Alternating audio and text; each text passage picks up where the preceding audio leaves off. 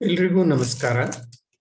ಇಂದಿನ ಈ ಒಂದು ವಿಡಿಯೋದಲ್ಲಿ ನಾವು ವಿಶ್ವ ವ್ಯಾಪಾರ ಸಂಘಟನೆ WTO ವರ್ಲ್ಡ್ ಟ್ರೇಡ್ ಆರ್ಗನೈಸೇಷನ್ ಅಂತ ಏನ್ ಹೇಳ್ತೀವಿ, ಈ ಒಂದು ಸಂಘಟನೆಯ ಬಗ್ಗೆ ನಾವು ಇಂದು ಚರ್ಚಿಸೋಣ.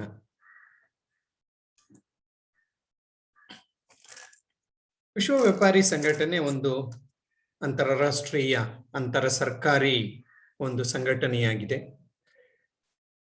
ವಿಶ್ವದಲ್ಲಿ ಅಂತಾರಾಷ್ಟ್ರೀಯ ವ್ಯಾಪಾರವನ್ನು ವೃದ್ಧಿಗೊಳಿಸುವಂತಹ, ನಿಯಂತ್ರಿಸುವಂತಹ, ವ್ಯಾಪಾರಕ್ಕೆ ಸಂಬಂಧಿಸಿದಂತಹ ನೀತಿ ನಿಯಮಾವಳಿಗಳನ್ನು, ಕಟ್ಟಳೆಗಳನ್ನು ರೂಪಿಸುವ ಸಲುವಾಗಿ, ಕಾಲಕಾಲಕ್ಕೆ ಅವುಗಳನ್ನು ಪರಿಷ್ಕರಿಸುವ ಸಲುವಾಗಿ ಮತ್ತು ಅವುಗಳನ್ನು ಜಾರಿಗೆ ತರುವ ಸಲುವಾಗಿ ಈ ಒಂದು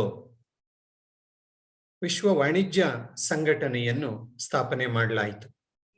ಇದಕ್ಕೂ ಮುನ್ನ ಗ್ಯಾಟ್ ಎನ್ನುವಂತಹ ಒಂದು ಸಂಘಟನೆ ಅಂತಾರಾಷ್ಟ್ರೀಯ ವ್ಯಾಪಾರವನ್ನು ನೋಡಿಕೊಳ್ಳುತ್ತಿತ್ತು. ಆದರೆ ಗ್ಯಾಟ್ನಲ್ಲಿದ್ದಂತಹ ಹಲವಾರು ಲಿಮಿಟೇಷನ್ಗಳಿಂದ ಅದರ ಬದಲಿಗೆ 1995ರಲ್ಲಿ ವಿಶ್ವ ವ್ಯಾಪಾರ ಸಂಘಟನೆ ವರ್ಲ್ಡ್ ಟ್ರೇಡ್ ಆರ್ಗನೈಸೇಷನ್ ಎನ್ನುವಂತಹ ಒಂದು ಸಂಘಟನೆಯನ್ನು ಜಾರಿಗೆ ತರಲಾಯಿತು.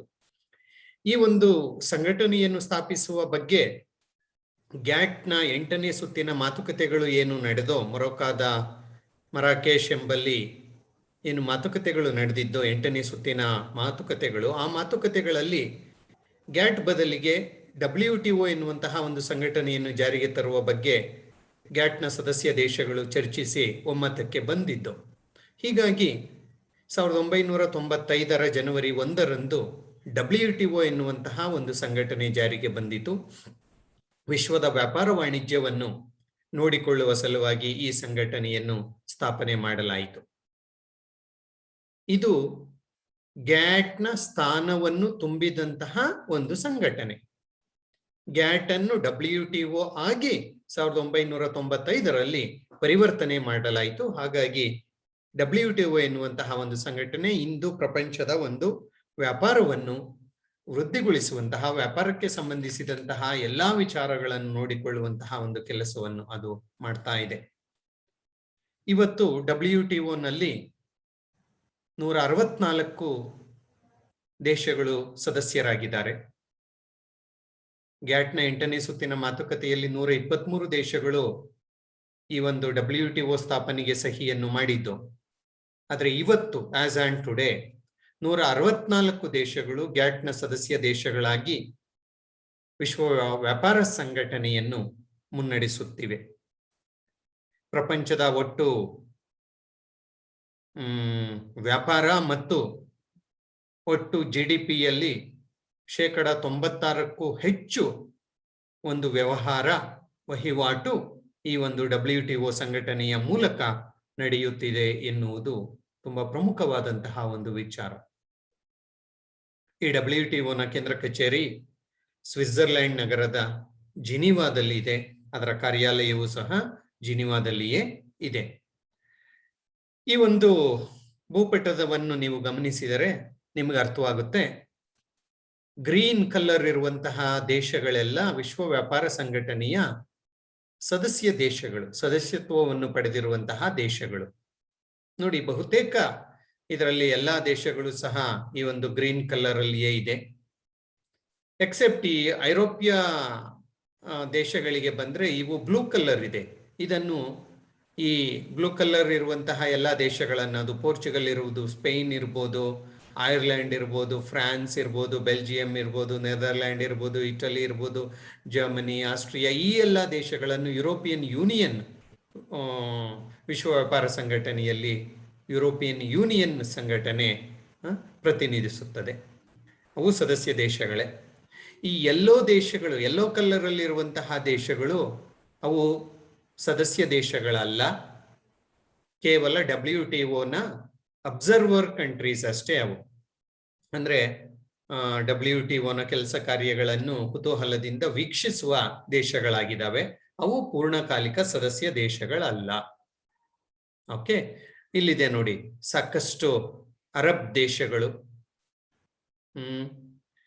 ಇರಾನ್, ಇರಾಕ್ ಮುಂತಾದ ದೇಶಗಳೆಲ್ಲ ಈ ಒಂದು WTO ಸದಸ್ಯ ದೇಶಗಳಾಗಿ ಉಳಿದಿಲ್ಲ, ಸದಸ್ಯ ದೇಶಗಳಾಗಿಲ್ಲ. ಆಮೇಲೆ ಆಫ್ರಿಕಾದ ಹಲವಾರು ದೇಶಗಳು ಸದಸ್ಯ ದೇಶಗಳಾಗಿಲ್ಲ, ಅವು ಕೇವಲ ವೀಕ್ಷಕ ದೇಶಗಳಾಗಿದ್ದಾವೆ. ಅಲ್ಲದೆ ಈ ರೆಡ್ ಕಲರ್ ಅಲ್ಲಿರುವಂತಹ ದೇಶಗಳು ಅವು ಸದಸ್ಯತ್ವವನ್ನು ಪಡೆದಿಲ್ಲ, ಯಾವುದೇ ಕಾರಣಕ್ಕೂ ಅವು ಸದಸ್ಯತ್ವವನ್ನೇ ಪಡೆದಿಲ್ಲ. ಇಲ್ಲಿ ನೋಡಿ, ಇದು ಉತ್ತರ ಕೊರಿಯಾ, ಇದು ಆಫ್ರಿಕಾದ ಒಂದು ದೇಶ.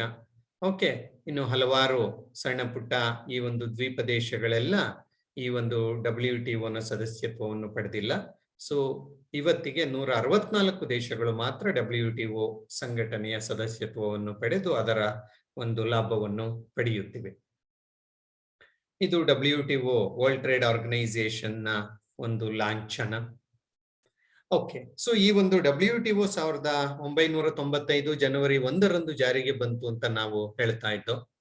ಏನಕ್ಕೆ ಜಾರಿಗೆ ಬಂತು, ಅದರ ಉದ್ದೇಶ ಏನು, ಅಥವಾ ಇದು ಸ್ಥಾಪನೆಯಾಗೋಕೆ ಕಾರಣವೇನು ಅಂತ ನಾವು ನೋಡ್ತಾ ಹೋದ್ರೆ ಅದರ ಪ್ರಮುಖ ಉದ್ದೇಶಗಳು ಅಂತ ನಾವಿಲ್ಲಿ ಪಟ್ಟಿ ಮಾಡಿದ್ದೇವೆ. ಒಂದು, ಅಂತಾರಾಷ್ಟ್ರೀಯ ವ್ಯಾಪಾರಕ್ಕಾಗಿ ನಿಯಮಗಳನ್ನು ರೂಪಿಸಿ ಜಾರಿಗೆ ತರುವುದು. ಇದು ತುಂಬಾ ಪ್ರಮುಖವಾದಂತಹ ಒಂದು ಉದ್ದೇಶ. ಯಾಕೆಂದ್ರೆ ಅಂತಾರಾಷ್ಟ್ರೀಯ ವ್ಯಾಪಾರವನ್ನು ಸರಿಯಾದ ನಿಟ್ಟಿನಲ್ಲಿ ರೂಪಿಸಬೇಕು, ಜಾರಿಗೆ ತರಬೇಕು, ಅದರ ಲಾಭ ಎಲ್ಲಾ ದೇಶಗಳಿಗೆ, ಅದರಲ್ಲಿಯೂ ಅಭಿವೃದ್ಧಿಶೀಲ ದೇಶಗಳಿಗೂ ತಲುಪುವಂತೆ ಮಾಡಬೇಕು ಎನ್ನುವ ಒಂದು ಉದ್ದೇಶದಿಂದ ಅಂತಾರಾಷ್ಟ್ರೀಯ ವ್ಯಾಪಾರಕ್ಕೆ ಬೇಕಿರುವಂತಹ ನೀತಿ ನಿಯಮಾವಳಿಗಳನ್ನು ರೂಪಿಸುವುದು ಮತ್ತು ಅವುಗಳನ್ನು ಜಾರಿಗೆ ತರುವುದು ಇದರ ಒಂದು ಉದ್ದೇಶ.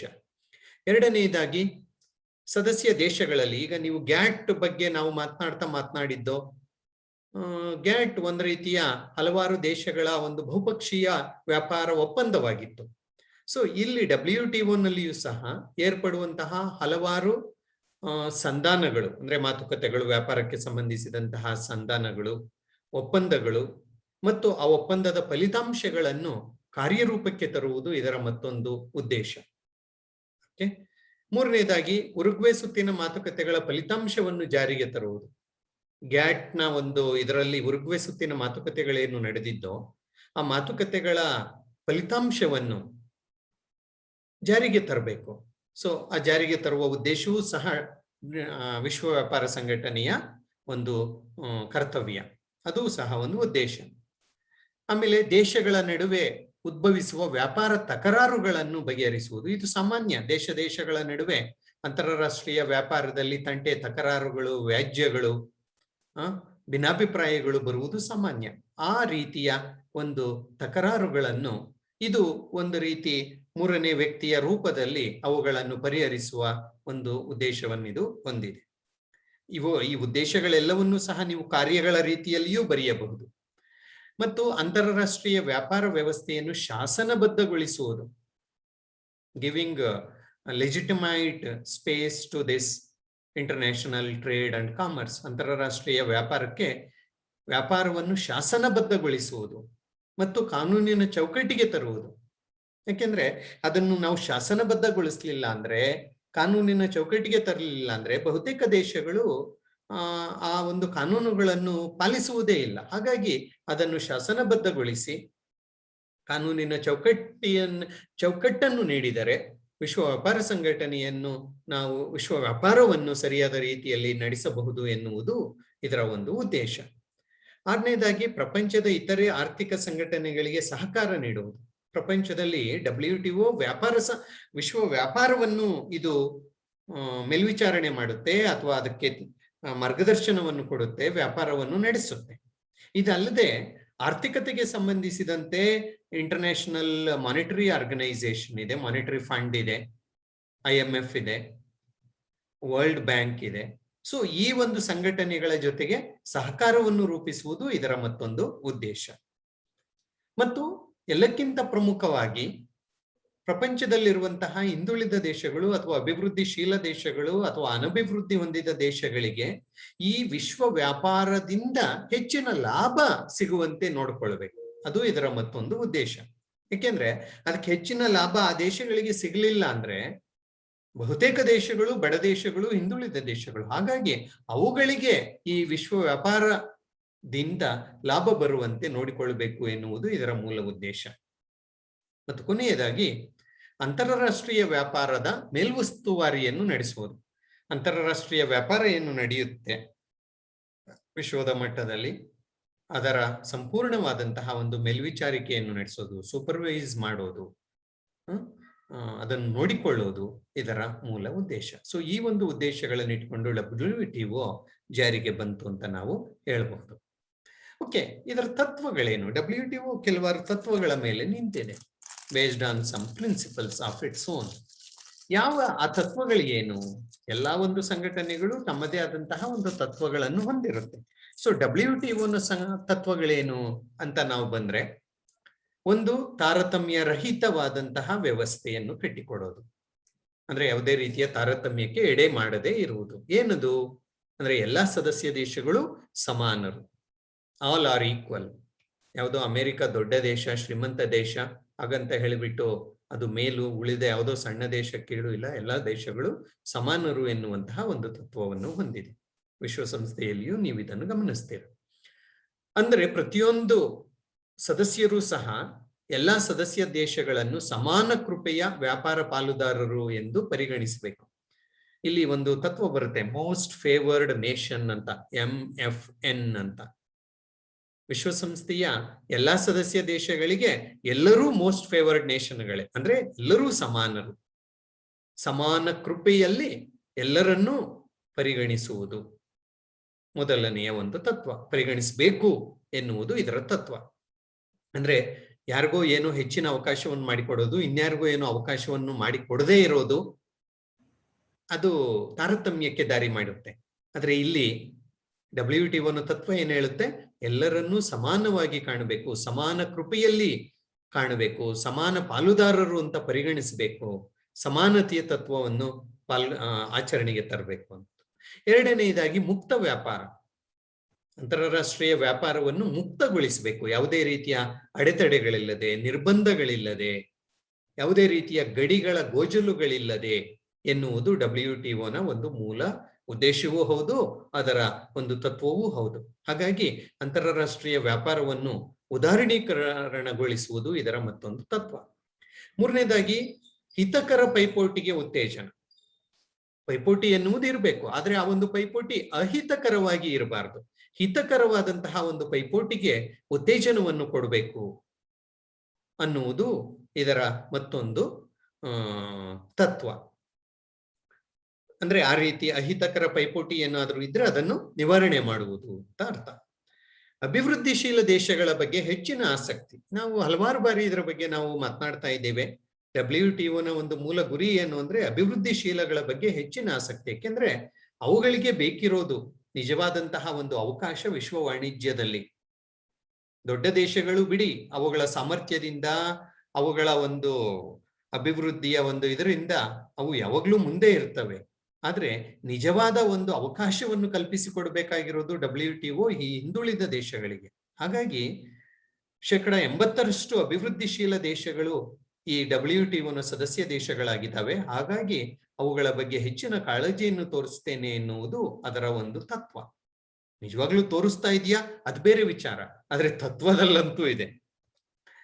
ಓಕೆ, ಅದಲ್ಲದೆ ಅದು ಉದ್ದೇಶ ಅಥವಾ ತತ್ವಗಳು. ಓಕೆ, ಹಾಗಾದ್ರೆ ಈ WTO ಒಂದು ರಚನೆ ಹೇಗಾಗಿದೆ ಅಥವಾ ಆರ್ಗನೈಸೇಷನ್ ಸ್ಟ್ರಕ್ಚರ್ ಹೇಗಿದೆ ಅಂತ ನಾವು ಬಂದ್ರೆ, ಇಲ್ಲಿ ನೋಡಿ, ಈ WTO ತುಂಬಾ ಪ್ರಮುಖವಾದಂತಹ ಒಂದು ಆಡಳಿತಾತ್ಮಕ ಅಂಗ ಅಂದ್ರೆ ಮಿನಿಸ್ಟ್ರಿಯಲ್ ಕಾನ್ಫರೆನ್ಸ್, ಮಂತ್ರಿಗಳ ಪರಿಷತ್ತು. ಎಲ್ಲಾ ಸದಸ್ಯ ದೇಶಗಳ ಈ ವಾಣಿಜ್ಯ ಮಂತ್ರಿಗಳು ಇದರ ಸದಸ್ಯರಾಗಿರ್ತಾರೆ ಅಥವಾ ಇದರಲ್ಲಿ ಪಾಲ್ಗೊಳ್ತಾರೆ. 2 ವರ್ಷಕ್ಕೊಮ್ಮೆ ಇದರ ಸಭೆ ಎನ್ನುವುದು ನಡೆಯುತ್ತೆ. ಅದೇ ವಿಶ್ವ ವಾಣಿಜ್ಯ ಸಂಘಟನೆಯ ತುಂಬಾ ಪ್ರಮುಖವಾದಂತಹ ಒಂದು ಅಂಗ, ಬಾಡಿ, ಮೇನ್ ಬಾಡಿ. ಅದ್ರ ಕೆಳಗಡೆ ಜನರಲ್ ಕೌನ್ಸಿಲ್, ಮಂಡಲಿ ಎನ್ನುವುದು ಬರುತ್ತೆ. ಓಕೆ, ಅದರಲ್ಲಿ ಎಲ್ಲಾ ಸದಸ್ಯ ದೇಶಗಳ ಪ್ರತಿನಿಧಿಗಳು ಇರ್ತಾರೆ. ಇದು ವರ್ಷಕ್ಕೊಮ್ಮೆ ಸಭೆ ಸೇರುತ್ತೆ. ಇದಕ್ಕೇನೆ ಈ ಒಂದು ಜನರಲ್ ಮಹಾಮಂಡಲಾಗೆ ಟ್ರೇಡ್ ರಿಲೇಟೆಡ್ ರಿವ್ಯೂ ಬಾಡಿ ಇರುತ್ತೆ ಮತ್ತು ಡಿಸ್ಪ್ಯೂಟ್ ಸೆಟಲ್ಮೆಂಟ್ ಬಾಡಿನೂ ಸಹ ಇರುತ್ತೆ. ಅದಲ್ಲದೆ ಇತರೆ ಹಲವಾರು ಅಂಗಗಳಿದಾವೆ ಈ ಒಂದು ಮಹಾಮಂಡಲಕ್ಕೆ ಹೊಂದಿಕೊಂಡಂತೆ. ಅದು ಈ ಒಂದು ಕಮಿಟಿಗಳು, ಆಮೇಲೆ council for trade in goods, council for TRIPS, trade related intellectual property rights, council for trade in services, ಸೇವೆಗಳಿಗೆ ಸಂಬಂಧಿಸಿದಂತಹ ಒಂದು ವ್ಯಾಪಾರ ಸಂಬಂಧಿಸಿದಂತಹ ಕೌನ್ಸಿಲ್ ಇರ್ಬೋದು, ಟ್ರೇಡ್ ರಿಲೇಟೆಡ್ ಇನ್ವೆಸ್ಟ್ಮೆಂಟ್ ಮೆಷರ್ಸ್, ಹೂಡಿಕೆಗೆ ಸಂಬಂಧಿಸಿದಂತಹ ವಿಚಾರಗಳ ಒಂದು ಕೌನ್ಸಿಲ್ ಇರ್ಬೋದು, ಮತ್ತು ವ್ಯಾಪಾರ ವಾಣಿಜ್ಯಕ್ಕೆ ಸಂಬಂಧಿಸಿದಂತಹ ಚರ್ಚೆ ಅಥವಾ ಮಾತುಕತೆಗೆ ಸಂಬಂಧಿಸಿದಂತಹ ಒಂದು ಕಮಿಟಿ ಇರ್ಬೋದು. ಹೀಗೆ ಹಲವಾರು ಕಮಿಟಿಗಳನ್ನು, ಸಮಿತಿಗಳನ್ನು ಇದು ಹೊಂದಿದೆ. Let me make it more clear. So ವಿಶ್ವ ವ್ಯಾಪಾರ ಸಂಘಟನೆಯ ಪ್ರಮುಖ ಅಂಗಗಳು ಅಂತ ನಾನು ಹೇಳ್ತಾ, ಮಂತ್ರಿಗಳ ಸಮಾವೇಶ ಅಂತ ನಾನು ಹೇಳಿದೆ. ಇದೇ ಅತ್ಯುನ್ನತವಾದಂತಹ ಒಂದು ಆಡಳಿತಾಂಗ. ಮಂತ್ರಿಗಳೇ ಇದರಲ್ಲಿ ಇರ್ತಾರೆ, ದೇಶಗಳ ವಾಣಿಜ್ಯ ಮಂತ್ರಿಗಳು ಇದರಲ್ಲಿ ಇರ್ತಾರೆ. 2 ವರ್ಷಕ್ಕೊಮ್ಮೆ ಇದು ಸಭೆ ಸೇರುತ್ತೆ. ಇದೇ WTOನ ಅಂತಿಮ ನಿರ್ಧಾರವನ್ನು ಕೈಗೊಳ್ಳುವಂತಹ ಒಂದು ಅಂಗ. ಅದನ್ನು ಬಿಟ್ರೆ ಮಹಾಮಂಡಲಿ ಅಂತ ನಾನು ಹೇಳಿದೆ, ಜನರಲ್ ಕೌನ್ಸಿಲ್ ಅಂತ ಹೇಳಿಬಿಟ್ಟು, ಇದು WTOನ ತುಂಬಾ ಪ್ರಮುಖವಾದಂತಹ ಅಂಗ, ಎಕ್ಸಿಕ್ಯೂಟಿವ್ ಬಾಡಿ ಅಂತಾನೆ ನಾವು ಅದನ್ನು ಹೇಳ್ಬೋದು. ಇದು ಪ್ರತಿ ವರ್ಷ ಜಿನಿವಾದಲ್ಲಿ ಅದರ ಹೆಡ್ ಕ್ವಾರ್ಟರ್ ಏನಿದೆ ಅದರಲ್ಲಿ ಸಭೆ ಸೇರಿ ಪ್ರಮುಖ ವಿಚಾರಗಳ ಬಗ್ಗೆ ಮಾತುಕತೆಯನ್ನು ಮಾಡುತ್ತೆ ಮತ್ತು ಮಂತ್ರಿಗಳ ಸಮಾವೇಶದ ಒಂದು ನಿರ್ಣಯಗಳ ಆಧಾರದ ಮೇಲೆ ಇದು ಕೆಲಸವನ್ನು ಮಾಡುತ್ತೆ. ಸೊ ಇದರಲ್ಲಿ ಸದಸ್ಯ ದೇಶಗಳ ರಾಯಭಾರಿಗಳು ಅಥವಾ ಪ್ರತಿನಿಧಿಗಳು ಇರ್ತಾರೆ. ಇದು ವ್ಯಾಪಾರ ನೀತಿಯನ್ನು ಪರಿಷ್ಕರಿಸುವಂತಹ, ಅಂತಾರಾಷ್ಟ್ರೀಯ ವ್ಯಾಪಾರ ನೀತಿಯನ್ನು ಪರಿಷ್ಕರಿಸುವಂತಹ, ಬದಲಾಯಿಸುವಂತಹ ಮತ್ತು ವಿವಾದಗಳನ್ನು ಬಗೆಹರಿಸುವಂತಹ ಒಂದು ಸಂಸ್ಥೆಯಾಗಿ ಕೆಲಸ ಮಾಡುತ್ತೆ. ಇದರ ಕೆಳಗಡೆ 3 ಪ್ರಮುಖ ಸಮಿತಿಗಳಿರ್ತವೆ, 3 ಇಂಪಾರ್ಟೆಂಟ್ ಕಮಿಟೀಸ್. ಒಂದು ಸರಕು ವ್ಯಾಪಾರ ಸಮಿತಿ, ಅಂದ್ರೆ ವ್ಯಾಪಾರದಲ್ಲಿ ಸೇವೆಗಳು ಮತ್ತು ಸರಕುಗಳು ಅಂತ 2 ಭಾಗ ಇದೆ. ಸೊ ಇಲ್ಲಿ ಸರಕು ವ್ಯಾಪಾರ ಸಮಿತಿ, okay, goods trade goods committee ಅಂತ ಏನಾಗ್ಲೇ ನಾನು ಹೇಳಿದೆ. ಸೊ ಆ ಒಂದು ಸಮಿತಿ. ಎರಡನೇದು ವ್ಯಾಪಾರ ಸಂಬಂಧ ಬೌದ್ಧಿಕ ಆಸ್ತಿಯ ಹಕ್ಕುಗಳ ಸಮಿತಿ, ವ್ಯಾಪಾರ ಸಂಬಂಧ ಬೌದ್ಧಿಕ ಆಸ್ತಿಯ ಹಕ್ಕುಗಳ ಸಮಿತಿ, trade related intellectual property rights. Okay, ಮಾನವನ ಈ ಬೌದ್ಧಿಕ ಹಕ್ಕು ಅಂತ ನಾವೇನು ಹೇಳ್ತೀವಿ, ವ್ಯಾಪಾರಕ್ಕೆ ಸಂಬಂಧಿಸಿದ ಆ ಹಕ್ಕಿನ ಬಗೆಗಿನ ಒಂದು ಸಮಿತಿ. ಮತ್ತು ಮೂರನೇದು ವ್ಯಾಪಾರ ಸೇವೆಯ ಸಮಿತಿ, ಸರ್ವಿಸ್ ಟ್ರೇಡ್ ಸರ್ವಿಸ್ ಕಮಿಟಿ ಅಂತ ನಾವೇನು ಹೇಳ್ತೀವಿ, ಅದು ಮೂರನೇದು. ಸೊ ಈ ಒಂದು 3 ಸಮಿತಿಗಳು ಈ ಒಂದು ಮಹಾಮಂಡಲಿಯ ಒಂದು ಅಧೀನದಲ್ಲಿದ್ದು ಅದು ಕೆಲಸವನ್ನು ನಿರ್ವಹಿಸುತ್ತೆ. ಇದಲ್ಲದೆ ಇತರೆ ಸಮಿತಿಗಳು ಅಂದ್ರೆ ವಿವಾದ ತೀರ್ಮಾನ ಸಮಿತಿ, ಡಿಸ್ಪ್ಯೂಟ್ ಸೆಟಲ್ಮೆಂಟ್ ಬಾಡಿ ಅಂತ ಹೇಳ್ತೀವಿ. ಯಾಕೆಂದ್ರೆ ಅಂತಾರಾಷ್ಟ್ರೀಯ ವ್ಯಾಪಾರದಲ್ಲಿ ಈ ವಿವಾದಗಳು, ಭಿನ್ನಾಭಿಪ್ರಾಯಗಳು, ವ್ಯಾಜ್ಯಗಳು, ತಂಟೆಗಳು, ತಕರಾರುಗಳು ಸಾಮಾನ್ಯವಾದವು. ಸೊ ಅವುಗಳನ್ನು ತೀರ್ಮಾನ ಮಾಡೋಕೆ ಒಂದು ಸಮಿತಿ ಇದೆ, ಯಾವುದರಲ್ಲಿ, WTOನಲ್ಲಿ. ಅದನ್ನೇ ನಾವು ವಿವಾದ ತೀರ್ಮಾನ ಸಮಿತಿ ಅಂತ ಹೇಳ್ತೀವಿ, ಇಂಗ್ಲಿಷ್ ಅಲ್ಲಿ ಡಿಸ್ಪ್ಯೂಟ್ ಸೆಟಲ್ಮೆಂಟ್ ಬಾಡಿ ಅಂತ ಹೇಳ್ತೀವಿ. ಸೊ ಇದು ಒಂದು. ಆಮೇಲೆ ವ್ಯಾಪಾರ ನೀತಿ ಪರಿಶೀಲನಾ ಸಮಿತಿ, ವ್ಯಾಪಾರಕ್ಕೆ ಸಂಬಂಧಿಸಿದ ರೀತಿ ನೀತಿಗಳನ್ನು ಪರಿಶೀಲನೆ ಮಾಡುವ ಸಲುವಾಗಿಯೇ ಒಂದು ಸಮಿತಿ ಎನ್ನುವುದಿದೆ, ಅದು ಕೆಲಸ ಮಾಡುತ್ತೆ. ಅದಲ್ಲದೆ ಕಾರ್ಯಾಲಯ ಅಥವಾ ನಾವು ಈ ಒಂದು ಏನ್ ಹೇಳ್ತೀವಿ, ದೈನಂದಿನ ಕೆಲಸ ಕಾರ್ಯಗಳನ್ನು ನಿರ್ವಹಿಸುವ ಸಲುವಾಗಿ, WTOನ ದೈನಂದಿನ ಕೆಲಸ ಕಾರ್ಯಗಳನ್ನು ನಿರ್ವಹಿಸುವ ಸಲುವಾಗಿ ಒಂದು ಕಾರ್ಯಾಲಯ ಅಥವಾ ಸೆಕ್ರೆಟೇರಿಯೇಟ್ ಅನ್ನುವುದಿದೆ. ಇದು ಜಿನಿವಾದಲ್ಲಿದೆ, ಸ್ವಿಟ್ಜರ್ಲ್ಯಾಂಡಿನ ಜಿನಿವಾದಲ್ಲಿ ಇದೆ. ಇದು ದೈನಂದಿನ ಆಡಳಿತವನ್ನು ನೋಡಿಕೊಳ್ಳುತ್ತೆ. ಇದರ ಮುಖ್ಯಸ್ಥ ಬಂದು ಪ್ರಧಾನ ನಿರ್ದೇಶಕ, ಸೆಕ್ರೆಟರಿ ಜನರಲ್ ಅಂತ ನಾವೇನು ಹೇಳ್ತೀವಿ, ಆತ ಈ ಕಾರ್ಯಾಲಯದ ಮುಖ್ಯಸ್ಥ ಮತ್ತು WTOನ ಮುಖ್ಯಸ್ಥನೂ ಸಹ ಹೌದು. ಇವನನ್ನು ಆಯ್ಕೆ ಮಾಡುವುದು ಮಂತ್ರಿಗಳ ಸಮ್ಮೇಳನ, ಮಿನಿಸ್ಟ್ರಿಯಲ್ ಕಾನ್ಫರೆನ್ಸ್ ಅಂತ 2 ವರ್ಷಕ್ಕೆ ಸಭೆ ಸೇರುತ್ತೆ, ಅದು ಇವನನ್ನು ಆಯ್ಕೆ ಮಾಡುತ್ತೆ. ಒಮ್ಮೆ ಆಯ್ಕೆ ಮಾಡಿದ್ರೆ ಅವನ ಅಧಿಕಾರಾವಧಿ 4 ವರ್ಷಗಳ ಅವಧಿಗೆ ಇರುತ್ತೆ. ಇವನಿಗೆ ಸಹಾಯಕ್ಕಾಗಿ 4 ಉಪನಿರ್ದೇಶಕರುಗಳು ಇರ್ತಾರೆ. ಸದ್ಯ WTOನ ಮಹಾನಿರ್ದೇಶಕರಾಗಿ ನೈಜೀರಿಯಾ ದೇಶದ ಡಾಕ್ಟರ್ ಎನ್ಗೋಜಿ ಒಕೊಂಜೋ ಐವಾಲಾ ಎನ್ನುವಂತಹ ಮಹಿಳೆ, ನೈಜೀರಿಯಾ ದೇಶದ ಡಾಕ್ಟರ್ ಎನ್ಗೋಜಿ ಒಕೊಂಜೋ ಐವಾಲಾ ಎನ್ನುವಂತಹ lady, she was the first lady to head WTO. WTOನ ಮೊಟ್ಟ ಮೊದಲ ಮಹಿಳಾ ಮುಖ್ಯಸ್ಥೆ ಮತ್ತು ಆಫ್ರಿಕಾ ದೇಶದ ಒಬ್ಬ ಮಹಿಳೆ. ಓಕೆ, ಆಕೆ ಈ ಸ್ಥಾನವನ್ನು ಮಾರ್ಚ್ 1, 2021ರಿಂದ ಆಕೆ ತುಂಬಿದ್ದಾರೆ. ಆಕೆ ಈ ಮಹಾ ನಿರ್ದೇಶಕರಾಗಿ ಕೆಲಸವನ್ನು ಮಾಡ್ತಾ ಇದ್ದಾರೆ. ಓಕೆ, ಸೊ ಇಷ್ಟೊತ್ತು ನಾನು ಮಾತಾಡಿದ್ದು ಈ ಒಂದು WTOವಿನ ಒಂದು ರಚನೆ ಹೇಗಿದೆ ಅಂತ ಹೇಳ್ಬಿಟ್ಟು. ಮಂತ್ರಿ ಪರಿಷತ್ತು ಅದೇ ಪ್ರಮುಖವಾದದ್ದು, ಅದರ ಕೆಳಗಡೆ ಜನರಲ್ ಕೌನ್ಸಿಲ್ ಅಂತ ಇದೆ. ಆ ಕೌನ್ಸಿಲ್ಗೆ ಹೊಂದಿಕೊಂಡಂತೆ ಹಲವಾರು ಸಮಿತಿಗಳಿದಾವೆ ಈ ಒಂದು WTOನ ಕೆಲಸ ಕಾರ್ಯಗಳನ್ನು ನಿರ್ವಹಿಸೋಕೆ. ಓಕೆ. ಏನ್ ಕೆಲಸ ಮಾಡುತ್ತೆ ಹಾಗಾದ್ರೆ WTO? ಈಗಾಗಲೇ ನಾವು ಉದ್ದೇಶಗಳನ್ನು ನಾವು ನೋಡಿದ್ದೇವೆ. ಆ ಉದ್ದೇಶಗಳನ್ನೇ ನೀವು ಕೆಲಸಗಳಾಗಿಯೂ ಬರೆಯಬಹುದು. ಓಕೆ, ಸೊ ಏನ್ ಕೆಲಸ ಕಾರ್ಯಗಳನ್ನು ಇದು ಮಾಡುತ್ತೆ WTO ಅಂತ ಬಂದ್ರೆ, ಒಂದು, ಒಪ್ಪಂದಗಳನ್ನು ಜಾರಿಗೆ ತರುವುದು. ಅಂತಾರಾಷ್ಟ್ರೀಯ ವ್ಯಾಪಾರದಲ್ಲಿ ಆಗಿರುವಂತಹ ಹಲವಾರು ರೀತಿಯ ಒಂದು ಒಪ್ಪಂದಗಳನ್ನು ಜಾರಿಗೆ ತರುವ ಗುರುತರವಾದಂತಹ ಜವಾಬ್ದಾರಿ ಕಾರ್ಯ ಈ ಒಂದು WTO ಮೇಲೆ ನಿಂತಿದೆ. ಯಾಕೆಂದ್ರೆ ಇಲ್ಲಿ ಹಲವಾರು ರೀತಿಯ ಒಂದು ಒಪ್ಪಂದಗಳು, ಬಹುಪಕ್ಷೀಯ ಸಂಧಾನಗಳು, ಒಪ್ಪಂದಗಳು ಆಗಿರ್ತವೆ. ಅವುಗಳನ್ನೆಲ್ಲ ಜಾರಿಗೆ ತರುವ ಕೆಲಸ WTOದು. ಅದೇ ಇದರ ತುಂಬಾ ಪ್ರಮುಖವಾದಂತಹ ಒಂದು ಕೆಲಸ.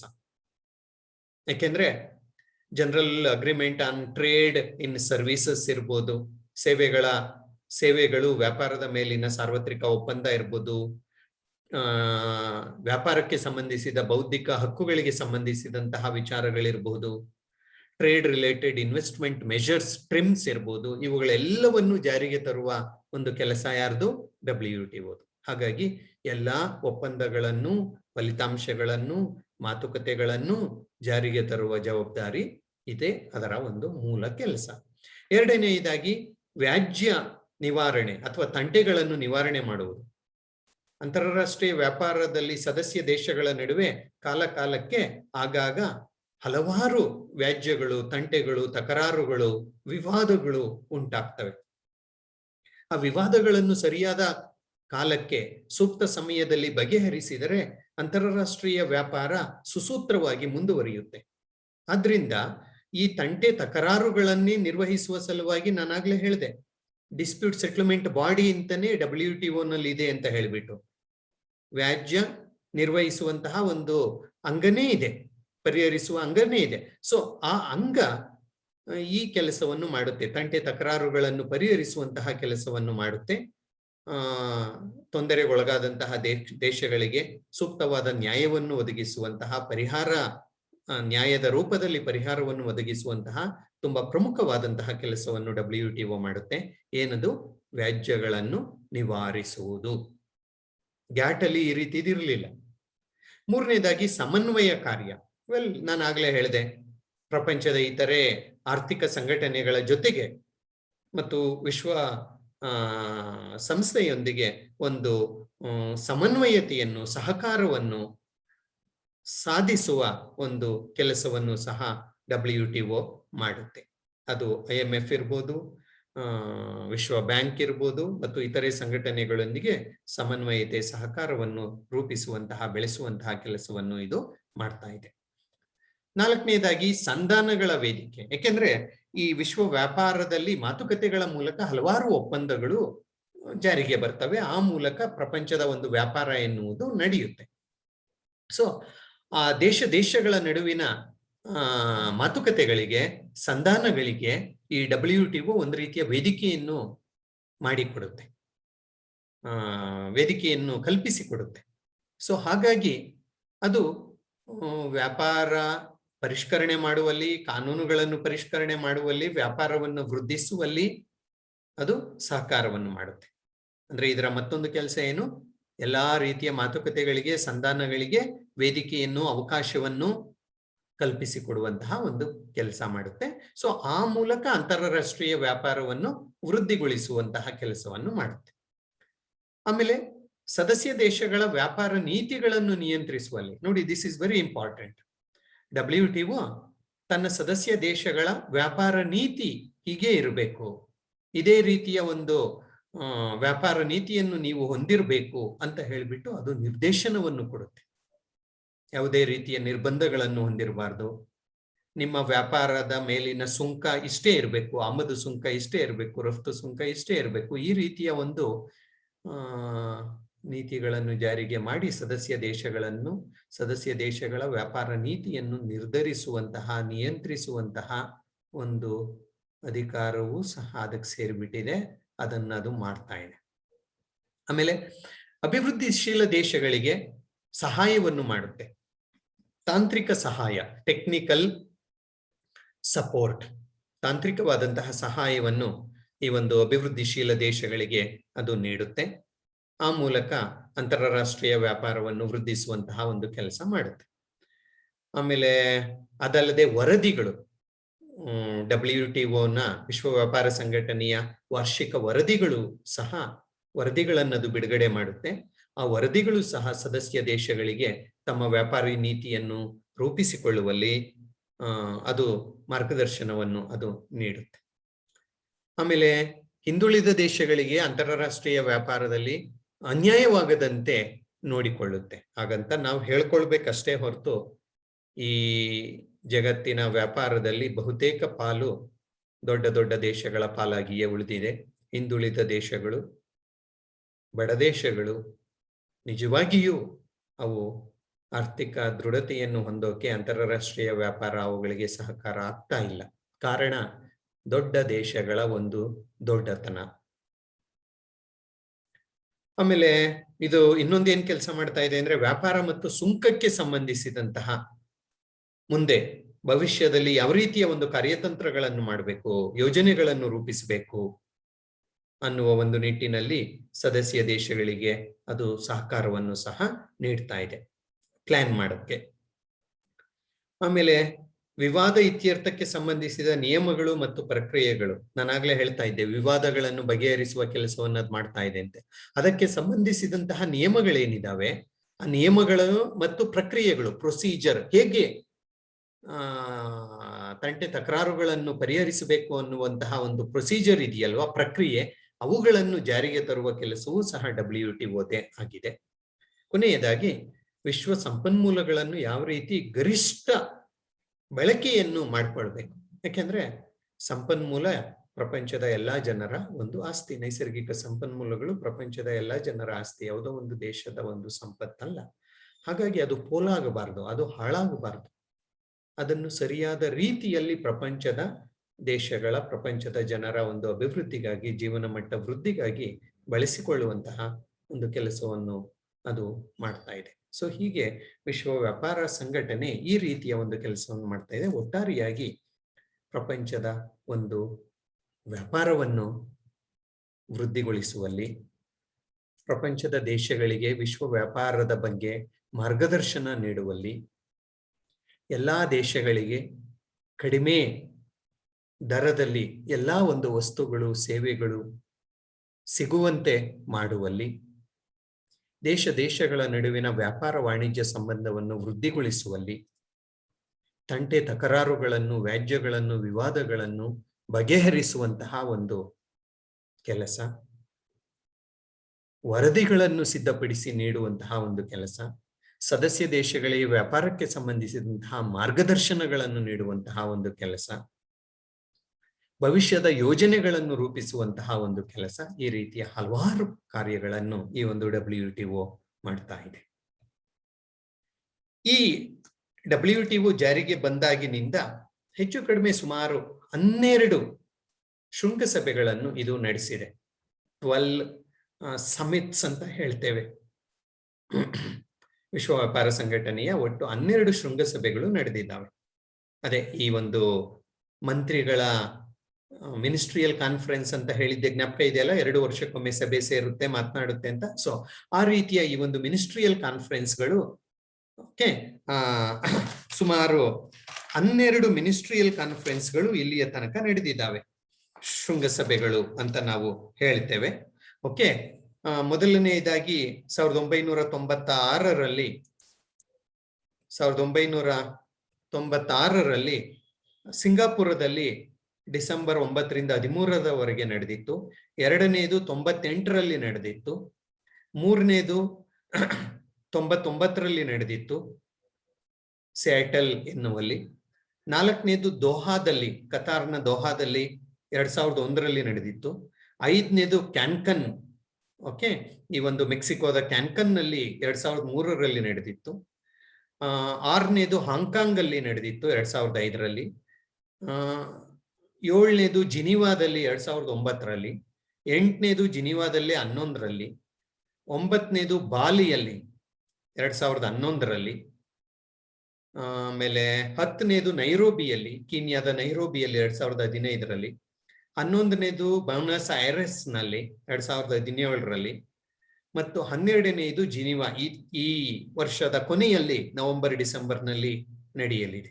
ಸೊ ಇವು ವಿಶ್ವ ವ್ಯಾಪಾರ ಸಂಘಟನೆಯ ಒಂದು ಶೃಂಗ ಸಭೆಗಳು, ಅಂದ್ರೆ ಮಂತ್ರಿ ಪರಿಷತ್ನ ಒಂದು ಸಭೆಗಳು ಎಲ್ಲೆಲ್ಲಿ ನಡೆದಿದ್ದೋ ಅಂತ ಹೇಳಿಬಿಟ್ಟು, ಈ ಒಂದು ಮಂತ್ರಿ ಪರಿಷತ್ನಲ್ಲಿ ಅದೇ ತುಂಬಾ ಪ್ರಮುಖವಾದಂತಹ ಒಂದು ಅಂಗಸಂಸ್ಥೆಯಾಗಿರುವುದರಿಂದ ಎಲ್ಲಾ ರೀತಿಯ ಒಂದು ಪ್ರಮುಖ ವಿಚಾರಗಳನ್ನು ಅಲ್ಲಿ ಚರ್ಚೆ ಮಾಡಿ ತೀರ್ಮಾನವನ್ನು ಕೈಗೊಳ್ಳಲಾಗುತ್ತೆ. ಅದರ ಆಧಾರದ ಮೇಲೆ ಅದರ ಒಂದು ಸೆಕ್ರೆಟೇರಿಯೇಟ್ ಅಥವಾ ಕಾರ್ಯಾಲಯ ಅಥವಾ ಸಚಿವಾಲಯ ಅಂತ ನಾವೇನ್ ಹೇಳ್ತೀವಿ, ಅದು ಅವುಗಳನ್ನು ಜಾರಿಗೆ ತರುವ ಕೆಲಸವನ್ನು ಅದು ಮಾಡ್ತಾ ಹೋಗುತ್ತೆ. ಓಕೆ, ಈ WTO ಬಗ್ಗೆ ನಾವು ಮಾತನ್ನು ನಾವು ಮುಗಿಸುವ ಮೊದಲು, ಗ್ಯಾಟ್ ಮೊದಲಿದ್ದಂತಹ ವಿಶ್ವ ವ್ಯಾಪಾರ ಸಂಘಟನೆ ಅಥವಾ general agreement on trade and tariff ಅಂತ ಏನಿತ್ತು, ಅದು ಮತ್ತು WTO ಈಗೇನು WTO ಅಂತ ಇದೆ, ಇವೆರಡರ ನಡುವೆ ಏನ್ ವ್ಯತ್ಯಾಸ ಅನ್ನುವುದನ್ನು ಸಹ ನಾವು ಮಾತನಾಡಿ ಅನಂತರ ನಮ್ಮ ಮಾತನ್ನು ನಿಲ್ಸೋಣ ಅಂತ ನಾನು ಅನ್ಕೊಂಡಿದ್ದೇನೆ. ಸೊ ವ್ಯತ್ಯಾಸ ಏನಂದ್ರೆ, ಇಲ್ಲಿ ನೋಡಿ, ಇದು ಈ ಕಡೆ ಇರೋದು ಗ್ಯಾಟ್ ಮತ್ತು WTO. ಗ್ಯಾಟ್ ಬಂದು ಒಂದು ತಾತ್ಕಾಲಿಕ, ಅದು ಸಂಘಟನೆ ಅಲ್ಲ, ಅದು ಕೇವಲ ಒಂದು ಬಹುಪಕ್ಷೀಯ ಒಪ್ಪಂದ. ಆದ್ರೆ WTO ಶಾಶ್ವತವಾದದ್ದು, ಒಂದು ಸಂಸ್ಥೆಯ ರೂಪದಲ್ಲಿದೆ, ಸಾಂಸ್ಥಿಕ ಸ್ವರೂಪವನ್ನು ಹೊಂದಿದೆ, ಶಾಶ್ವತವಾದಂತಹ ಕಾರ್ಯಾಲಯವನ್ನು ಹೊಂದಿದೆ. ಗ್ಯಾಟ್ ಶಾಶ್ವತವಾದದ್ದಲ್ಲ, ಅದು ಒಂದು ಸಂಸ್ಥೆಯೇ ಅಲ್ಲ, WTO ಒಂದು ಸಂಸ್ಥೆ. ಎರಡನೆಯದಾಗಿ, ಗ್ಯಾಟ್ ನಲ್ಲಿ ಏನು ಒಪ್ಪಂದಗಳಾಗಿದ್ದೋ, ಸದಸ್ಯ ದೇಶಗಳು ಒಪ್ಪಂದಗಳನ್ನು ಏನ್ ಮಾಡ್ಕೊಂಡಿದ್ದು ಅದನ್ನು ಉಲ್ಲಂಘಿಸೋಕೆ ಅವಕಾಶ ಇತ್ತು. ಆದ್ರೆ ಇಲ್ಲಿ ಒಪ್ಪಂದಗಳನ್ನು ಉಲ್ಲಂಘಿಸೋಕೆ ಅವಕಾಶ ಇಲ್ಲ. WTO ನಲ್ಲಿ ಒಪ್ಪಂದಗಳನ್ನು ಉಲ್ಲಂಘಿಸೋಕೆ ಅವಕಾಶ ಇಲ್ಲ. ಒಪ್ಪಂದಗಳನ್ನು ಉಲ್ಲಂಘಿಸಿದರೆ ಅವುಗಳಿಗೆ ಅಥವಾ ಅವುಗಳ ಮೇಲೆ ಶಿಸ್ತು ಕ್ರಮವನ್ನು ಕೈಗೊಳ್ಳುವ ಅಧಿಕಾರ WTOಗೆ ಇದೆ. ಮೂರನೇದಾಗಿ, ಗ್ಯಾಟ್ಗೆ ಹೆಚ್ಚು ಅಧಿಕಾರ ಇರಲಿಲ್ಲ, ಶಕ್ತಿ ಜಾಸ್ತಿ ಇರಲಿಲ್ಲ. ಆದ್ರೆ WTO ತುಂಬಾ ಅಧಿಕ ಬಲವುಳ್ಳದ್ದಾಗಿದೆ ಮತ್ತು ಅಧಿಕಾರಯುತವಾದಂತಹ ಒಂದು ಸಂಘಟನೆಯಾಗಿದೆ. ನಾಲ್ಕನೇದಾಗಿ, ಗ್ಯಾಟ್ನ ತೀರ್ಪುಗಳನ್ನು ಧಿಕ್ಕರಿಸುವ ಅಧಿಕಾರ ಸದಸ್ಯ ದೇಶಗಳಿಗೆ ಇತ್ತು. ಆದ್ರೆ ಇಲ್ಲಿ WTO ನಲ್ಲಿ ತೀರ್ಪುಗಳನ್ನು ಧಿಕ್ಕರಿಸುವ ಅವಕಾಶ ಇಲ್ಲ. WTO ನೀಡುವಂತಹ ತೀರ್ಪುಗಳನ್ನು ಧಿಕ್ಕರಿಸೋಕೆ ಸದಸ್ಯ ದೇಶಗಳಿಗೆ ಆಗೋದಿಲ್ಲ, ಮಾಡೋಂಗಿಲ್ಲ. ಐದನೇದು, ವ್ಯಾಜ್ಯಗಳ ಪರಿಹಾರ ಯಂತ್ರ ಇರಲೇ ಇಲ್ಲ ಅಥವಾ ಸರಿಯಾಗಿರ್ಲಿಲ್ಲ. ಗ್ಯಾಟ್ ನಲ್ಲಿ ಭಿನ್ನಾಭಿಪ್ರಾಯ, ವ್ಯಾಜ್ಯ, ತಂಟೆ, ತಕರಾರುಗಳನ್ನು ಪರಿಹಾರ ಮಾಡೋಕೆ ಸರಿಯಾದ ವ್ಯವಸ್ಥೆ ಇರಲಿಲ್ಲ. ಆದ್ರೆ ಇದರಲ್ಲಿ ನಾನು ಆಗ್ಲೇ ಹೇಳಿದೆ, ಡಿಸ್ಪ್ಯೂಟ್ ಸೆಟಲ್ಮೆಂಟ್ ಬಾಡಿ ಅಂತಾನೆ ಇದೆ, ವ್ಯಾಜ್ಯ ಪರಿಹಾರ ಒಂದು ಅಂಗ ಅಂತಾನೆ ಇದೆ. ಅದು ಎಲ್ಲಾ ರೀತಿಯ ವ್ಯಾಜ್ಯಗಳನ್ನು ಪರಿಹಾರ ಮಾಡುತ್ತೆ, ಬೇಗ ಮಾಡುತ್ತೆ. ಆರನೇದು, ಪ್ರತಿನಿಧಿಗಳಿಗೆ ಒಪ್ಪಂದಗಳನ್ನು ವಿರೋಧಿಸುವ ಅಧಿಕಾರ ಇತ್ತು ಗ್ಯಾಟ್ ನಲ್ಲಿ. ಗ್ಯಾಟ್ನ ಸದಸ್ಯ ದೇಶಗಳಿಗೆ ಒಪ್ಪಂದಗಳನ್ನು ವಿರೋಧಿಸುವ ಅಧಿಕಾರ ಇತ್ತು, ಆದ್ರೆ ಇಲ್ಲಿ ವಿರೋಧಿಸುವ ಹಕ್ಕು ಇಲ್ಲ. ಏಳನೇದು, ನಿರ್ಣಯಗಳನ್ನು ಜಾರಿಗೊಳಿಸುವ ಅಧಿಕಾರ ಗ್ಯಾಟ್ಗೆ ಇರಲಿಲ್ಲ, ಆದ್ರೆ ಇದಕ್ಕಿದೆ. ಸದಸ್ಯ ದೇಶಗಳು ತೀರ್ಮಾನಗಳನ್ನೇನು ಕೈಗೊಳ್ಳುತ್ತವೆ ಮಿನಿಸ್ಟ್ರಿಯಲ್ ಕಾನ್ಫರೆನ್ಸು ಮತ್ತು ಮಂಡಳಿಯಲ್ಲಿ, ಅವುಗಳನ್ನು ಜಾರಿಗೆಗೊಳಿಸುವ ಅಧಿಕಾರವನ್ನು WTO ಹೊಂದಿದೆ. ಗ್ಯಾಟ್ಗೆ ಆ ರೀತಿಯ ಅಧಿಕಾರ ಇರಲಿಲ್ಲ. ಇನ್ನೊಂದು, ಗ್ಯಾಟ್ ತುಂಬಾ ಕಡಿಮೆ ಕ್ರಿಯಾಶೀಲತೆ, it was not that active, versus WTO is very active, ಹೆಚ್ಚು ಕ್ರಿಯಾಶೀಲವಾಗಿದೆ. ಮತ್ತು ವಿವಾದಗಳು ಅಲ್ಲಿ ಬೇಗ ಪರಿಹಾರ ಆಗ್ತಾ ಇರ್ಲಿಲ್ಲ. ಆದ್ರೆ ಇಲ್ಲಿ ವಿವಾದಗಳು ಬಹುಬೇಗ ಪರಿಹಾರ ಮಾಡೋಕೆ ಒಂದು ವ್ಯವಸ್ಥೆ, ಮೆಕ್ಯಾನಿಸಮ್ ಎನ್ನುವುದು ಚೆನ್ನಾಗಿದೆ. ಆಮೇಲೆ ಅದು ಅಷ್ಟೊಂದು ಜಾಗತಿಕ ಸ್ವರೂಪ ಆಗಿರಲಿಲ್ಲ, ಅಂದ್ರೆ ಬಹುತೇಕ ದೇಶಗಳನ್ನು ಅದು ಹೊಂದಿರಲಿಲ್ಲ. ಬರೀ ಸರಕುಗಳಿಗೆ ಸಂಬಂಧಿಸಿದಂತಹ ವ್ಯಾಪಾರವನ್ನು ಮಾತ್ರ ನೋಡ್ಕೊಳ್ತಾ ಇತ್ತು ಗ್ಯಾಟ್. ಆದ್ರೆ WTO ಇವತ್ತು ಇದು ತುಂಬಾ ಜಾಗತಿಕವಾದ ಸ್ವರೂಪವನ್ನು ಹೊಂದಿದೆ, ಇದರ ವಿಸ್ತಾರ ದೊಡ್ಡದಾಗಿದೆ. ಸರಕುಗಳಲ್ಲದೆ ಸೇವೆಗಳನ್ನೂ ಸಹ ಇದು ಒಳಗೊಂಡಿದೆ, ಯಾವುದು ಈ WTO. ಹಾಗಾಗಿ ಇದರ ಜಾಗತಿಕ ಸ್ವರೂಪ ಹೆಚ್ಚಾಗಿದೆ. ಮತ್ತು ಗ್ಯಾಟ್ ಅಲ್ಲಿ ವ್ಯಾಪಾರಕ್ಕೆ ಸಂಬಂಧಿಸಿದಂತಹ ಬೌದ್ಧಿಕ ಹಕ್ಕುಗಳನ್ನು ರಕ್ಷಿಸೋಕೆ ಯಾವುದೇ ರೀತಿಯ ಅವಕಾಶ ಇರಲಿಲ್ಲ. ಆದ್ರೆ WTO ನಲ್ಲಿ ಈ ಒಂದು trade related intellectual property rights ಏನಿದೆ, ಆ ಹಕ್ಕುಗಳನ್ನು ಕಾಯೋಕೆ, ಉಳಿಸೋಕೆ ಒಂದು ಅವಕಾಶವನ್ನು ಮಾಡಿಕೊಡಲಾಗಿದೆ. ಹೀಗೆ ನಾವು ಗ್ಯಾಟ್ ಮತ್ತು WTO ನಡುವೆ ಸಾಕಷ್ಟು ವ್ಯತ್ಯಾಸಗಳನ್ನು ನಾವು ಕಾಣಬಹುದು. ಕೊನೆಯದಾಗಿ, ಓಕೆ, ಗ್ಯಾಟ್ಗೆ ಹೋಲಿಸಿದರೆ WTO ಒಂದು ಉತ್ತಮವಾದಂತಹ ಒಂದು ಸಂಘಟನೆ. 1995ರಿಂದಲೇ ಇದು ಕೆಲಸವನ್ನು ಮಾಡ್ತಾ ಇದೆ. ಈಗಾಗಲೇ it is more than 25 years. ಸುಮಾರು 25 ವರ್ಷಗಳಿಂದ ಇದು ಕೆಲಸವನ್ನು ಮಾಡ್ತಾ ಇದೆ. ಅಂತಾರಾಷ್ಟ್ರೀಯ ವ್ಯಾಪಾರವನ್ನು ಇನ್ನೂ ಉತ್ತಮಗೊಳಿಸುವಂತಹ, ವಿಸ್ತಾರಗೊಳಿಸುವಂತಹ, ಅಂತಾರಾಷ್ಟ್ರೀಯ ವ್ಯಾಪಾರದ ಒಂದು ಉಪಯೋಗ ಎಲ್ಲಾ ದೇಶಗಳಿಗೂ ಸಿಗುವಂತೆ ಮಾಡುವ ಬಹುದೊಡ್ಡ ಕೆಲಸವನ್ನು ಇದು ಮಾಡ್ತಾ ಇದೆ. ಅದರಲ್ಲಿ ಏನು ಎರಡು ಮಾತಿಲ್ಲ. ಆದ್ರೆ WTO ಸಹ ವಿಮರ್ಶೆಯಿಂದ ಹೊರತಾಗಿಲ್ಲ. ಅದು ಸಹ ತನ್ನದೇ ಆದಂತಹ ಒಂದು ಕುಂದುಕೊರತೆಗಳನ್ನು ಅದು ಹೊಂದಿದೆ. ಅದೇನಂದ್ರೆ ತುಂಬಾ ಪ್ರಮುಖವಾಗಿ ಅದೆಷ್ಟೇ ಅನುಕೂಲಗಳಿದ್ರೂ ಸಹ ಹಿಂದುಳಿದ ದೇಶಗಳಿಗೆ, ಅಭಿವೃದ್ಧಿಶೀಲ ದೇಶಗಳಿಗೆ ಈ ಒಂದು ಸಂಘಟನೆಯೇ ಅಷ್ಟೇನು ಉತ್ತಮವಾದಂತಹ ಸಂಘಟನೆಯಾಗಿ ಕಾಣ್ತಾ ಇಲ್ಲ.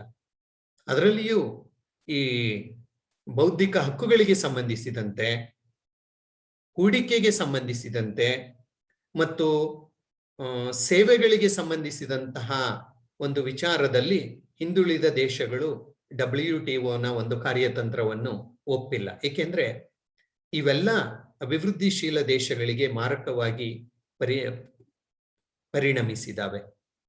ಅದರಲ್ಲಿಯೂ ಕೃಷಿ ಕ್ಷೇತ್ರದಲ್ಲಿ ಉದಾರೀಕರಣವನ್ನು ಜಾರಿಗೆ ತಂದಿರೋದು, ಅಥವಾ WTO ಹೇಳ್ತಾ ಇರೋದು, ಕೃಷಿ ಕ್ಷೇತ್ರದಲ್ಲಿ ನೀವು ಸಾಕಷ್ಟು ಉದಾರೀಕರಣವನ್ನು ಜಾರಿಗೆ ತರಬೇಕು, ಸೇವಾ ಕ್ಷೇತ್ರದಲ್ಲಿ ಉದಾರೀಕರಣವನ್ನು ಜಾರಿಗೆ ತರಬೇಕು, ಯಾವುದೇ ರೀತಿಯ ನಿಯಂತ್ರಣಗಳನ್ನು ನೀವು ಹೊಂದಬಾರ್ದು, ಇಡಬಾರ್ದು, ತೆಗೆದು ಹಾಕಬೇಕು. ಮತ್ತು ಟೆಕ್ಸ್ಟೈಲ್ ಪ್ರಾಡಕ್ಟ್ಸ್ ಅಂತ ನಾವೇನ್ ಹೇಳ್ತೀವಿ, ಜವಳಿ ಸರಕುಗಳ ಒಂದು ವ್ಯಾಪಾರಕ್ಕೆ ಸಂಬಂಧಿಸಿದಂತೆ ಟೆಕ್ಸ್ಟೈಲ್, ಆಮೇಲೆ ಯಾವುದೇ ಕ್ಷೇತ್ರಗಳಿಗೆ ಸಹಾಯಧನವನ್ನು ನೀವು ಕೊಡಬಾರ್ದು. ಈಗ ನಮ್ಮ ದೇಶದಲ್ಲಿ ಹಲವಾರು ಕೈಗಾರಿಕೆಗಳಿಗೆ, ಅದರಲ್ಲಿಯೂ ಕೃಷಿಗೆ, ಟೆಕ್ಸ್ಟೈಲ್ಗೆ ಮುಂತಾದ ಕಡೆಗೆಲ್ಲ ಸರ್ಕಾರ ಸಹಾಯಧನ ಅಂತ ಕೊಡೋದು, ಅವುಗಳನ್ನು ರಕ್ಷಣೆ ಮಾಡೋಕೆ. ಆ ರೀತಿಯ ಸಹಾಯಧನವನ್ನು ಕಡಿತ ಮಾಡಬೇಕು ಅಂತ ಹೇಳೋದಿರ್ಬೋದು. ಆಮೇಲೆ ಬೌದ್ಧಿಕ ಹಕ್ಕುಗಳಿಗೆ ಸಂಬಂಧಿಸಿದಂತಹ ಒಂದು ವಿಚಾರಗಳು ಇರಬಹುದು. ಇವೆಲ್ಲ ಅಭಿವೃದ್ಧಿಶೀಲ ದೇಶಗಳಿಗೆ ತುಂಬಾ ಅನುಕೂಲವನ್ನೇನು ಮಾಡಿಕೊಟ್ಟಿಲ್ಲ, ತುಂಬಾ ಆಶಾದಾಯಕವಾಗಿ ಏನು ಇಲ್ಲ. ಯಾಕೆಂದ್ರೆ ಈ WTOನ ಹಲವಾರು ಒಂದು ನಿರ್ಣಯಗಳು, ವಿಚಾರಗಳು ಹಿಂದುಳಿದ ದೇಶಗಳಿಗೆ, ಭಾರತದಂತಹ ದೇಶಕ್ಕೂ ಸಹ ಇವು ಮಾರಕವಾಗಿ ಪರಿಗಣಿಸಿದಾವೆ. ಹಾಗಾಗಿ ಇವತ್ತು ನಾವು ಕೃಷಿಯನ್ನು ಅಂತಾರಾಷ್ಟ್ರೀಯ ಮಟ್ಟದಲ್ಲಿ ಉದಾರೀಕರಿಸಬೇಕಾಗಿದೆ. ಕೃಷಿಗೆ ನೀಡುತ್ತಿರುವಂತಹ ಒಂದು ಸಹಾಯಧನವನ್ನು ನಾವು ನಿಲ್ಲಿಸಬೇಕಾಗಿದೆ. ಇನ್ನು ಬೇರೆ ಬೇರೆ ಕ್ಷೇತ್ರಗಳಿಗೆ ನೀಡುತ್ತಿರುವಂತಹ ಒಂದು ಸೇಫ್ಟಿ ಅಂತ ನಾವೇನು ಹೇಳ್ತೀವಿ, ಅಥವಾ ಒಂದು ರೀತಿಯ ಕವರ್ ಅಂತ ನಾವೇನು ಹೇಳ್ತೀವಿ, ಅಥವಾ ಒಂದು ರೀತಿಯ ರಕ್ಷಣೆ ಅಂತ ಏನ್ ಹೇಳ್ತೀವಿ, ಆ ರಕ್ಷಣೆಯನ್ನೆಲ್ಲ ನಾವು ಇವತ್ತು ಕಡಿಮೆ ಮಾಡುವ ಒಂದು ಪರಿಸ್ಥಿತಿಗೆ ನಾವು ಇವತ್ತು ಬಂದಿದ್ದೇವೆ. ಎಲ್ಲಾ ರೀತಿಯ ಸಹಾಯಧನವನ್ನು ನಾವು ಇವತ್ತು ತೆಗೆದುಹಾಕುವ ಹಂತದಲ್ಲಿ ನಿಂತಿದ್ದೇವೆ. ಆಗ ಅದು ನಮ್ಮ ಜನರಿಗೆ, ನಮ್ಮ ಆರ್ಥಿಕತೆಗೆ, ನಮ್ಮ ಕೈಗಾರಿಕೆಗಳಿಗೆ, ದೇಶೀಯ ಉದ್ದಿಮೆಗಳಿಗೆ ಬಹುದೊಡ್ಡ ಒಂದು ಹೊಡೆತ ಎನ್ನುವುದು ಬಹುಜನರ ಒಂದು ವಾದ. ಈ WTOನ ಒಂದು ವ್ಯಾಪಾರದಿಂದ ಕೇವಲ ಬಲಿಷ್ಠ ದೇಶಗಳಿಗೆ, ಅಮೆರಿಕ, ಯುರೋಪ್ ದೇಶಗಳಿಗೆ ಅಥವಾ ಮುಂದುವರೆದಂತಹ ಕೆಲವೇ ದೇಶಗಳಿಗೆ ಹೆಚ್ಚಿನ ಪ್ರಯೋಜನವಾಗುವುದಂತೂ ಸತ್ಯ. ಆದ್ರೆ ಹಿಂದುಳಿದ ದೇಶಗಳಿಗೆ ಇದರಿಂದ ಬಹುದೊಡ್ಡ ಒಂದು ಪಾಲು ಸಿಗುತ್ತೆ, ಅವಕಾಶ ಸಿಕ್ಕಿದೆ, ಅಥವಾ ಇದರಿಂದ ಹೆಚ್ಚಿನ ಲಾಭ ಅನ್ನುವುದಾಗುತ್ತೆ ಎನ್ನುವುದು ಸತ್ಯಕ್ಕೆ ದೂರವಾದಂತಹ ಒಂದು ವಿಚಾರ. Anyway, thank you. ಇಲ್ಲಿಯವರೆಗೆ ನಾನು WTO ಬಗ್ಗೆ ನಾನು ಈ ಒಂದು ವಿಡಿಯೋದಲ್ಲಿ ಚರ್ಚೆ ಮಾಡಿದ್ದೇನೆ. ಧನ್ಯವಾದಗಳು.